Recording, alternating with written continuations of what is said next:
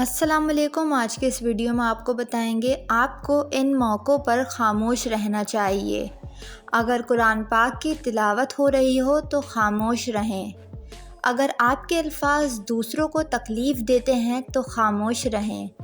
اگر آپ کے الفاظ سے دوستی ٹوٹنے کا خطرہ ہو تو خاموش رہیں۔ اگر آپ کا موڈ اچھا نہیں ہے تو خاموش رہیں۔ والدین اور بزرگ بات کر رہے ہوں تو بچے خاموش رہیں۔ جب آپ بہت زیادہ غصہ ہوں تو خاموش رہیں۔